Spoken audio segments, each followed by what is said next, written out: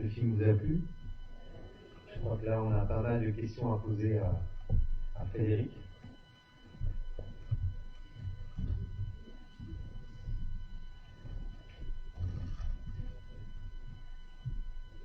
Alors, puisque j'ai le micro, je vais poser la première question. Privilège d'avoir le bâton de parole. On va se rapprocher un peu ici, parce que c'est fini. D'accord. Je voudrais savoir d'abord est-ce que le film t'a plu et est-ce que l'image, la reconstitution de la vie des compagnons est fidèle à ce que tu as vécu? Alors, bon, je suis surpris un petit peu par le film, quoi, déjà dans un premier temps. Parce que. Les mains, ça compte. Ouais, c'est vrai. Bon, il est quand même parlant, mais ça reste pour moi quand même une fiction. Et il y a certaines choses, oui, qui sont propres au compagnonnage, et d'autres non, quoi. Donc je suis un petit peu quand même mitigé sur l'ensemble du film, je crois. Voilà. J'ai un enthousiasme de profane. Je suis pas du tout initié à ça. Voilà, bon après, qu'est-ce que je peux dire? Après, il y a quand même des valeurs qui sont représentées du compagnonnage. Il y a des rites qui sont un petit peu mis en lumière comme ça. Je pense que c'est comme moi qui suis à l'intérieur du compagnonnage, qui connais bien en fait nos rites et les valeurs, sont très bien représentés quand même dans le film. Et c'est fait à des moments plus symboliques dans la vie du compagnonnage. On va en parler ou c'est... Non, mais il y a des choses que je pourrais peut-être développer, d'autres que je ne pourrais pas. Quoi.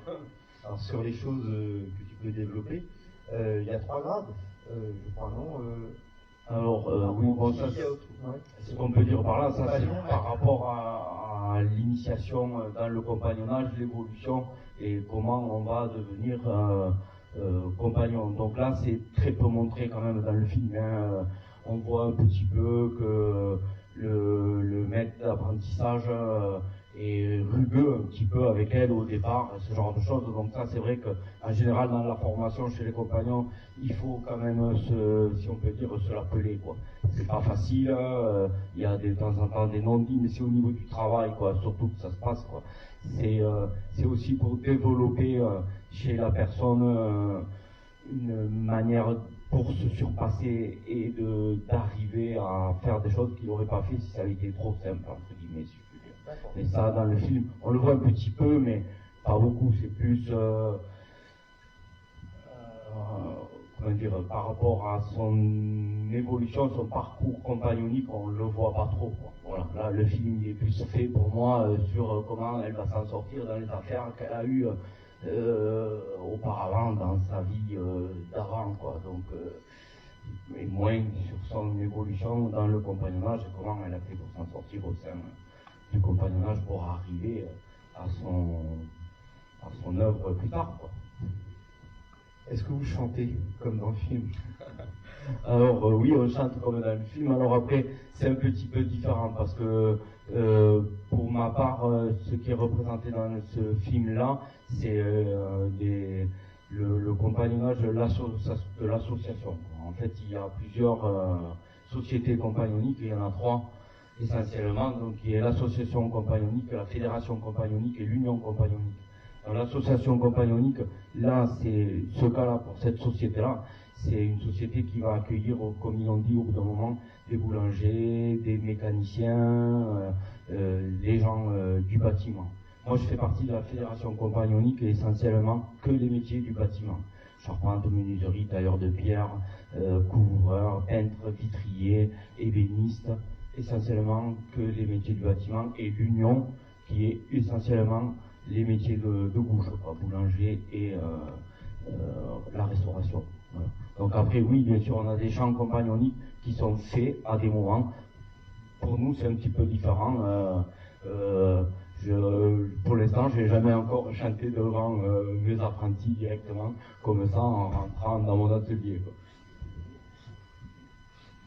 Dernière question avant que je passe la parole au spectateur.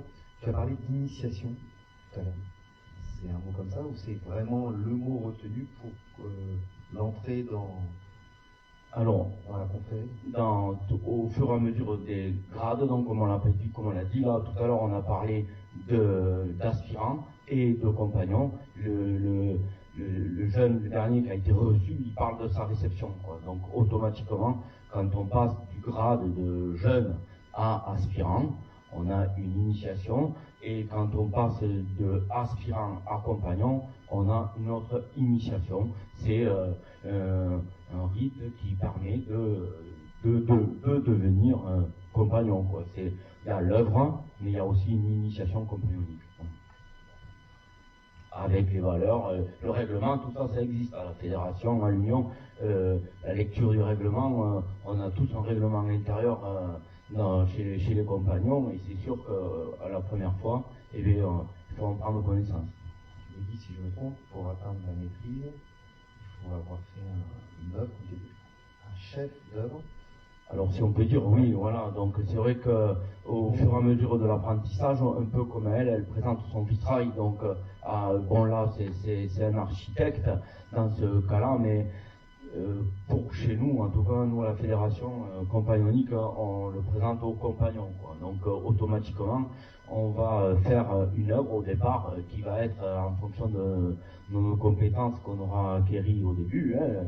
Et puis petit à petit, bien sûr, on va avoir de plus en plus de compétences, de formation et de savoir. Et à ce moment-là, ça va monter en puissance.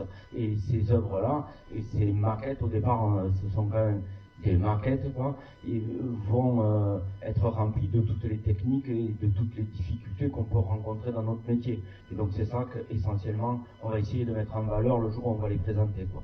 Donc c'est sûr qu'au fur et à mesure, dans notre évolution, dans notre métier, on va pouvoir réaliser des œuvres de plus en plus complexes, et c'est ces œuvres-là qu'on va présenter aux compagnons pour pouvoir évoluer au sein de la société des compagnons.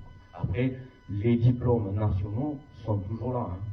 C'est-à-dire qu'à côté de ça, les CAP, les BEP, les BTS, les bac pro, les brevets de maîtrise jusqu'à l'ingénierie sont toujours à la pointe derrière, hein. Les cours du soir, c'est la même chose, hein.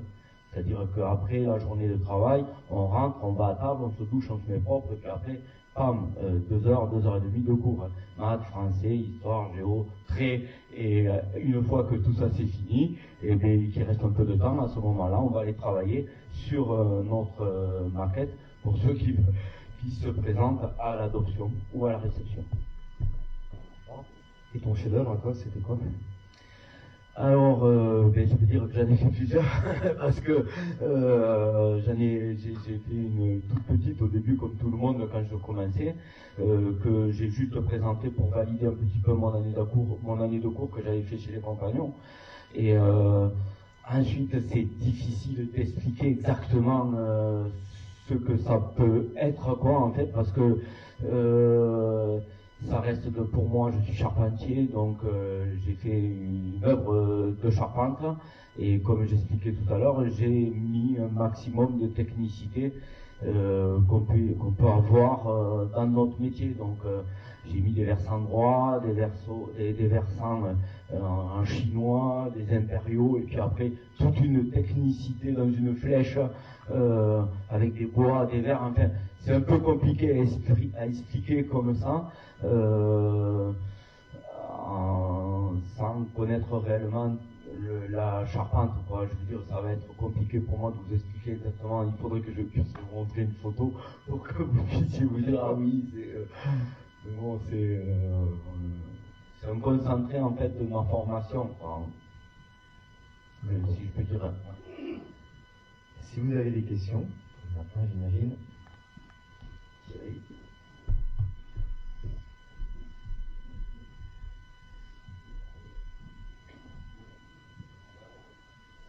Bonsoir. En préambule, tu as parlé de la différence entre le compagnon du devoir et des devoirs. Est-ce que tu peux m'en dire un peu plus? Et bien, cette différence-là, donc, comme j'ai expliqué un petit peu, c'est déjà au niveau des métiers, quoi. Donc c'est l'association compagnonique et la fédération Le compagnonique. fameux 3 dont tu parlais. Voilà, c'est ça. Donc là, c'est l'association compagnonique, elle est gérée par leur société et aussi une partie de subventionnée par l'État. Mais après, ils ont donc tous les métiers, du moins beaucoup, horloger, mécanique, boulangerie, les métiers du bâtiment, ce genre de choses. C'est une structure qui est un peu plus grosse que la nôtre. Avez-vous d'autres questions? Allez, levez la main, oui. Je fais du sport. Oui, bonjour. Dans le film, il parle de la part des femmes, enfin, dans l'histoire de l'arrivée des femmes dans le compagnonnage. Et puis, par rapport aux 3 fédérations, il y a des différences au niveau de la mixité ou elles sont partout? Alors, dans les autres, à l'Union, je ne sais pas. En tout cas, bon, à l'association, oui, il y a l'entrée des femmes. À la fédération compagnonique, chez nous aussi, il y a la rentrée des femmes. Dans certaines corporations, pas dans toutes, quoi. Il faut savoir que le compagnonnage existe depuis très longtemps et que depuis beaucoup de temps. Et c'est vrai que pendant très longtemps, tous ces métiers-là, notamment ceux du bâtiment, étaient plutôt réservés aux hommes qu'aux femmes. Maintenant, les femmes sont intégrées dans le compagnonnage sans problème sur tout ce qui sont les métiers du bâtiment, donc la menuiserie, la peinture, comme on l'a vu, le vitrail, ce genre de choses, et petit à petit le compagnonnage s'adapte aussi pour intégrer les femmes, bien sûr, dans l'avenir. Oui.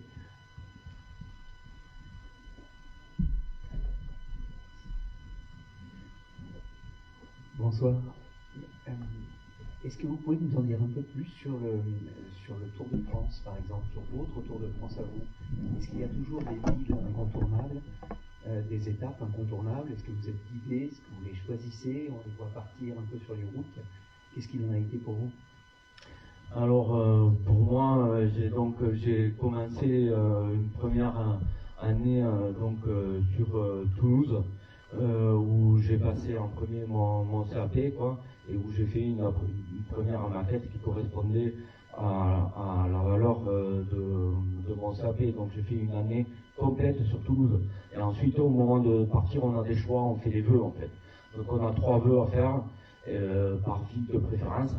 Et donc j'ai rempli mes vœux, et il y avait une ville sur laquelle je ne voulais pas aller, c'était donc Paris, parce que j'étais jeune et j'habitais un petit village à côté de Narbonne, donc déjà Toulouse c'était très grand pour moi, et Paris je n'osais pas imaginer. Et en fait j'avais demandé si je me souviens, c'était Grenoble, c'était Orléans, je crois, et Tours, un truc comme ça. Et en fait, là, il parle de Prévost, mais nous, on a un rouleur, en fait. Le rouleur, c'est la personne qui s'occupe de faire le changement de ville, tout ça. Et le rouleur, il arrive, il vient me voir, et il me dit, mais c'est bon, écoute, tu pars à Grenoble, quoi. Et j'étais donc tout content, je pars en vacances au mois d'août, et avec mes parents, on prépare ma caisse et tout pour m'amener à Grenoble, et on arrive à Grenoble à la rentrée, donc fin août, début septembre, et donc je vois le nouveau rouleur, et le nouveau rouleur, il me demande de me présenter, donc je me présente à lui, et je lui dis, voilà, je m'appelle Bess Frédéric, et je suis jeune charpentier, parce que j'étais jeune charpentier. Et alors il regarde dans sa liste et puis il me fait, ben, je te trouve pas. Et il me dit, j'ai un certain Lez Jean-Jacques, qui est un compagnon comme moi, qui est à Toulouse avec moi. Et en fait, le rouleur de Toulouse a confondu Lez et Bess. Et en fait, il a envoyé Lez à Grenoble et Bess à Paris. et donc, ma deuxième ville a été à Paris, quoi. Et je regrette pas parce que en fait, à Paris, j'ai été adopté. Donc c'est là où je me suis présenté pour devenir aspirant, et ça a été une grande ville, une grande expérience pour moi. Et en fait, j'ai quand même été adopté aspirant à Paris, quoi. Et donc c'était plutôt une belle histoire. Après, je suis parti en ville d'été en Mouchard, dans le Jura pour faire un chantier d'été sur un institut de formation qui existe quand même toujours. Ensuite, je suis parti à Orléans. Je peux dire qu'à Orléans, j'ai fait un hiver complet, donc une année vraiment complète. C'était vraiment une très très bonne ville pour moi où j'ai beaucoup progressé parce que l'entreprise dans laquelle j'étais faisait beaucoup de charpente, donc j'ai vraiment eu de la chance aussi d'être dans une boîte qui m'a permis de faire beaucoup de charpente. Après Orléans, je suis parti à Lyon, remonter comme un coucou, et donc parce que j'avais beaucoup appris à Orléans et je me sentais capable de me présenter à la réception. Donc je suis allé à Lyon et à Lyon, donc là je suis arrivé en donnant mes ambitions, en disant que j'allais me présenter pour la réception, donc ils m'ont pas raté. Et j'ai été reçu à Lyon en 95. Voilà, quoi. Et après, je suis parti à l'armée. Quand je suis revenu de l'armée, j'ai refait une année de plus à Lyon en tant que rouleur à mon tour. Et je faisais des cours de soir sur Lyon. Après, je suis parti à Limoges où j'ai fait une année de roule supplémentaire, où j'ai été aussi rouleur. C'est-à-dire, je faisais la jonction entre les anciens et les jeunes qui étaient sur le Tour de France, tout en donnant des cours du soir.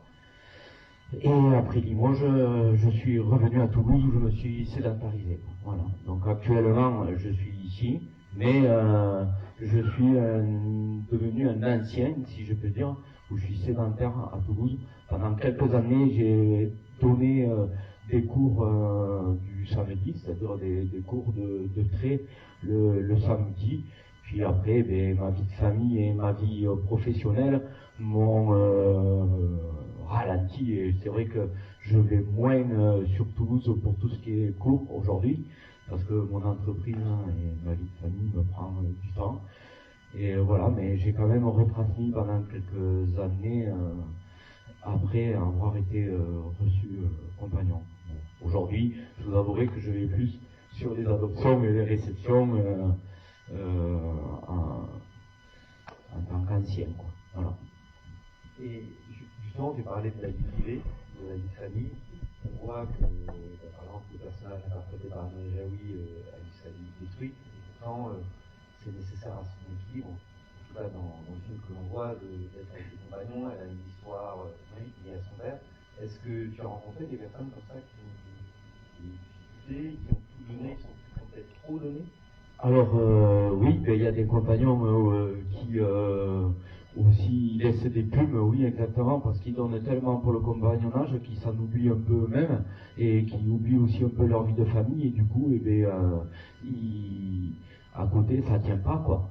Donc c'est sûr que j'en connais quelques-uns pour qui le compagnonnage, ça a vraiment été tout, parce que c'est vraiment, on peut s'y investir pendant très longtemps, on peut donner beaucoup de sa personne, et parce que ça prend du temps, et parce que humainement l'histoire est belle aussi, quoi. Les gens avec qui on partage tout ça, c'est des gens qui ont les mêmes ambitions, qui ont envie de progresser, de retransmettre, donc du coup d'aider des jeunes, d'aider dans le parcours professionnel pour atteindre, si on peut dire, un niveau un peu supérieur d'excellence dans le travail. Donc du coup, ça demande de l'investissement et du temps. Et c'est vrai qu'au bout d'un moment, on peut, il y en a certains qui oublient un peu leur vie à côté et qui du coup vivent aussi des séparations ou des moments difficiles avec leur famille. Donc au bout d'un moment, il faut savoir aussi tempérer, quoi, et laisser aussi la place aux jeunes derrière qui vont à leur tour pouvoir transmettre et pouvoir continuer à faire évoluer le compagnonnage. Et en tout cas, c'est parce qu'on demande, hein, c'est sûr que chez les compagnons, on ne demande pas non plus de sacrifier toute sa vie au compagnonnage, quoi. Donc c'est vrai qu'il y en a qui font des choix, mais il faut aussi pouvoir, on est tous des êtres humains, on a tous une vie à côté. Hein.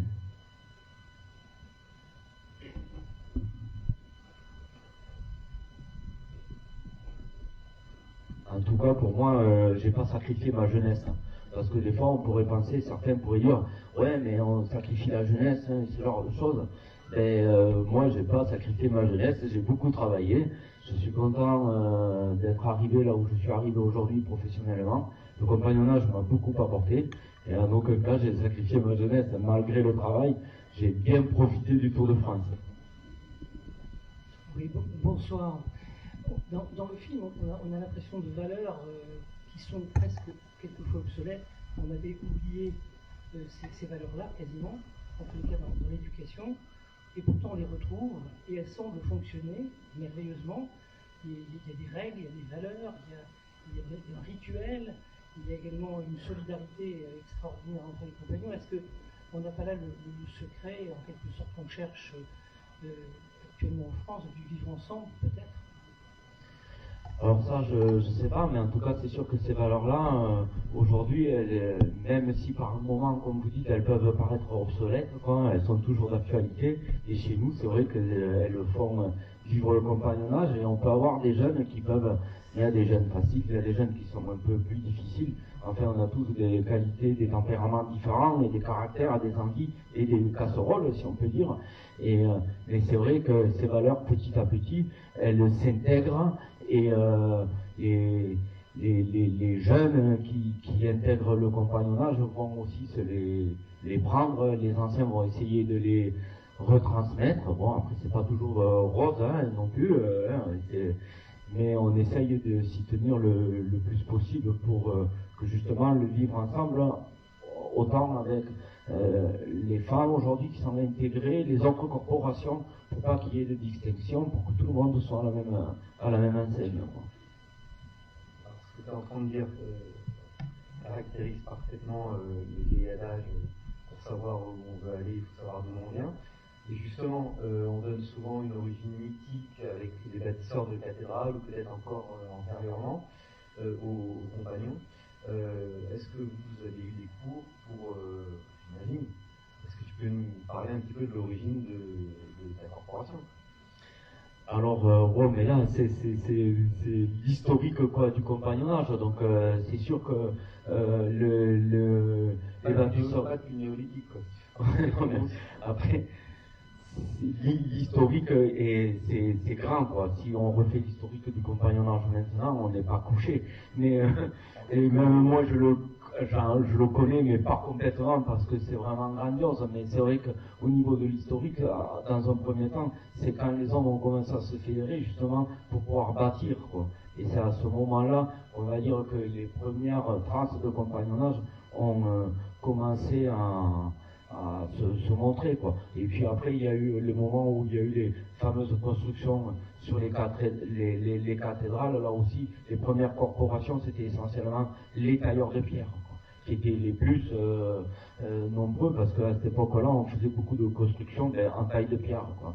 Donc, et ensuite est venu les autres corps de métier, comme la charpente et la couverture, et ensuite les menuisiers, ce genre de choses.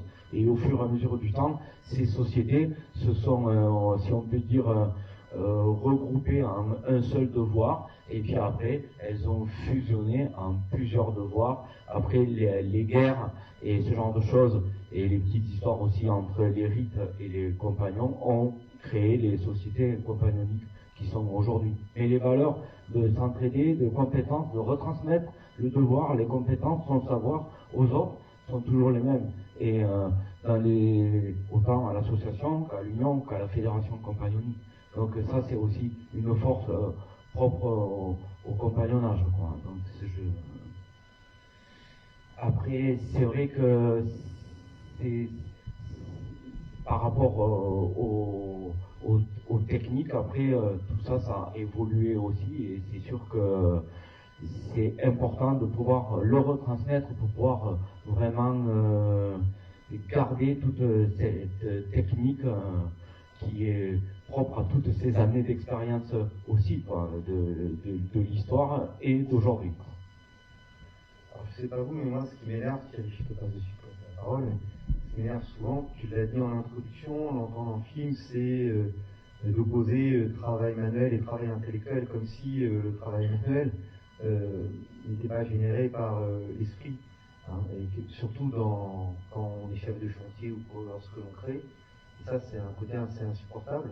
Ce qu'il faut savoir, on a trop tendance à l'oublier, c'est qu'au Moyen-Âge, les premiers intellectuels avec Abélard, donc on est au début du XIIe, c'est le premier intellectuel en France, hein, reprenez l'ouvrage de Jacques Le Goff, Les intellectuels au Moyen-Âge, eh bien, ils se considèrent comme un travailleur de l'esprit.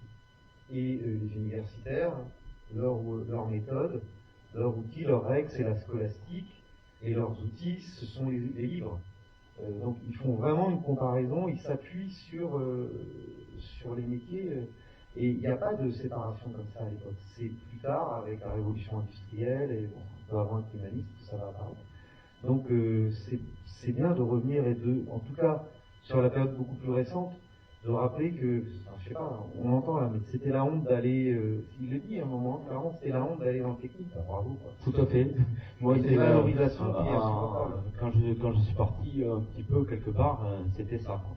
C'était ça aussi, quoi. On disait, ouais, si t'es un bourricot à l'école, tu vas partir en filière pro, et la filière pro, c'était pas très valorisant, quoi.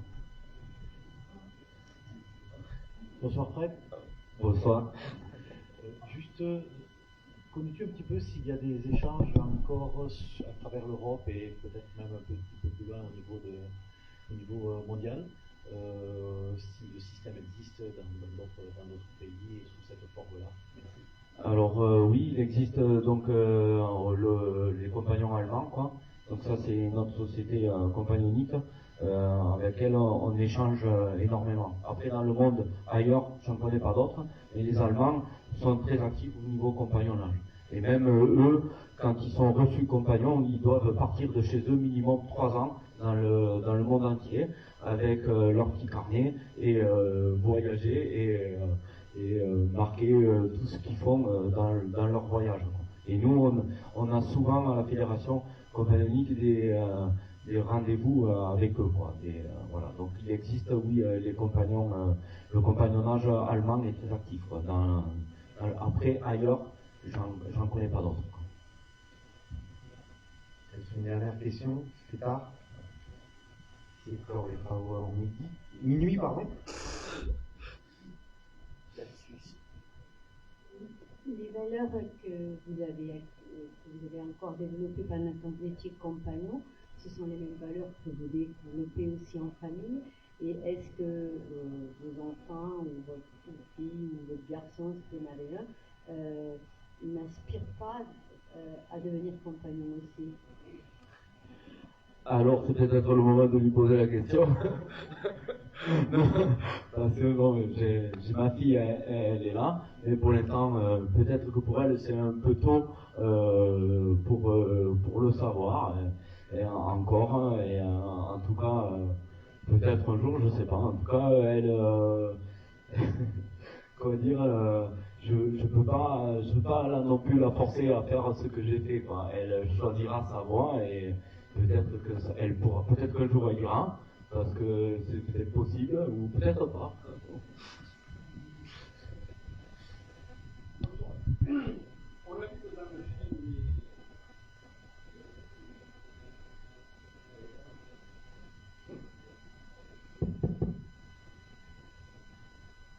On a vu dans le film que les cérémonies étaient discrètes et je suppose qu'il n'y a que des compagnons qui y assistent.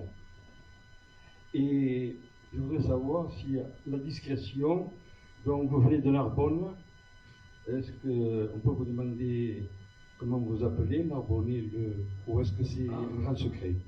Alors, mon nom de compagnon n'est pas un grand secret, ça fait partie de mon nom, quoi, de mon image.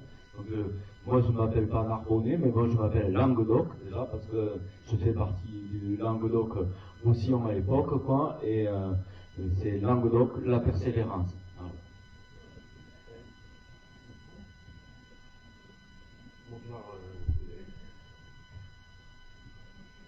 Bonsoir Frédéric. Je voudrais simplement savoir si tu penses que le film va générer des vocations. Je trouve franchement. Est-ce que le film va générer des vocations, voilà. Est-ce que le film va générer des vocations? Ouais, je pense qu'il peut apporter quelque chose quand même, oui. Après, c'est toujours pareil. Ce qui est important, là on ne voit pas, mais bon, par exemple, on fait aussi comme les lycées, comme le système, je veux dire, de l'éducation nationale. On fait des portes ouvertes, on essaye aussi de montrer aux jeunes ce qui existe, les possibilités qu'ils ont. On peut juste faire de la formation chez les compagnons. On n'est pas obligé aussi de partir sur le Tour de France, de faire le Tour de France, d'être initié, de rentrer en même temps en étant compagnon. On peut aussi aller passer un CAP, passer un brevet jusqu'au brevet de maîtrise ou de l'ingénierie sans forcément devenir compagnon. Compagnon, c'est un titre, c'est une envie, c'est personnel. Il faut que la personne elle ait envie de le devenir pour pouvoir faire tout ça. Il y a la formation et il y a le compagnonnage. Donc la vocation, elle est dans la jeunesse aujourd'hui, elle est surtout dans comment ils vont pouvoir, ceux qui auront envie de partir peut-être, ou qui vont se chercher sur un métier manuel, d'aller à la rencontre et de voir qu'est-ce qui leur correspond le mieux. À un moment donné, il y avait beaucoup de jeunes qui partaient sur le tour, c'était plutôt le souhait des parents qui disaient oh, on va l'envoyer chez les compagnons, c'est bien, et le jeune il n'avait pas envie, et puis au bout d'un an ou deux, ça ne marchait pas, et le pauvre, il était mis à la porte. Hein. Parce qu'à côté de ça, c'est vrai que c'est rugueux, quoi. Si ça va pas, la porte elle est ouverte dans les deux sens. Quoi. Et c'est la première chose qu'on nous dit quand on rentre. Hein. Il faut savoir persévérer, constance et régularité. Oui, ça c'est sûr. S'il n'y a plus de questions, ça va venir. Ah, jeune homme, tout jeune homme, les deux dernières questions.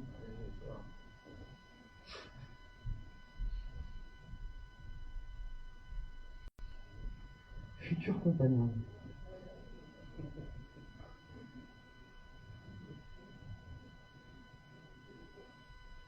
J'ai 11 ans.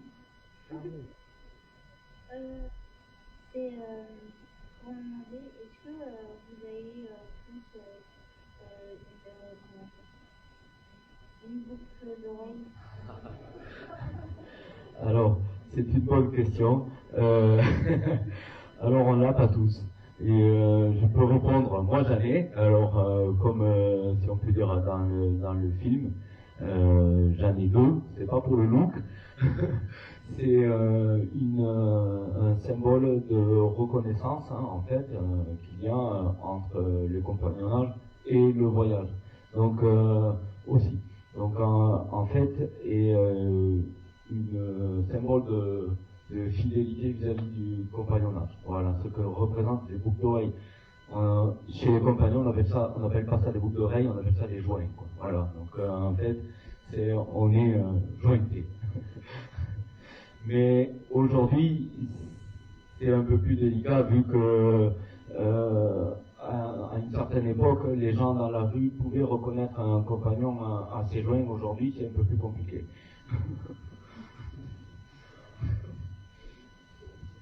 Bonsoir. Jusqu'à quel âge on peut intégrer cette école d'excellence? Alors, on peut partir, je dirais, jusqu'à très tard. Hein. J'ai connu des compagnons qui sont partis à 30 ans, quoi, plus de 30 ans. Quoi. Voilà. Après, c'est aussi compliqué, quoi. Parce que à 30 ans, on a de l'expérience, on a du vécu, on a du tempérament, et du coup, il y a des frictions qui sont des fois un peu plus grandes liées au fait que on a un peu plus de bouteilles, quoi, si je peux dire. Voilà, c'est vrai que quand on est jeune, il y a des choses qu'on peut peut-être accepter ou comprendre, et quand on en a 30, il y a des choses qu'on ne peut pas accepter, quoi. Mais on peut partir tard, oui. Après, ça n'empêche pas, le cursus reste le même, quoi. Il faut quand même faire la formation, faire le tour, et proposer ces maquettes pour évoluer, quoi. En fonction aussi de ce qu'on va faire dans la société des compagnons, quoi. Ça reste, plus on part jeune, mieux c'est, quoi. Parce que le tour, il commence aussi quand on est compagnon. Quand on est jeune, c'est la formation, c'est une chose. Mais là où il devient plaisant, le Tour de France, c'est quand on est devenu compagnon. Parce qu'à ce moment-là, on a un peu plus de connaissances, un peu plus de reconnaissance, et du coup, on a accès à des chantiers qui sont un peu plus sympas. Comme malheureusement aujourd'hui, si je peux dire, la cathédrale de Notre-Dame, où il y a quelques années l'Hermione, le viaduc de Millau pour certaines maçons, enfin, des choses qui permettent d'être sur des œuvres et des ouvrages de nom, quoi. Bon, je crois qu'on peut remercier Frédéric d'avoir témoigné par vous savoir-faire, et à très bientôt. Voilà, merci.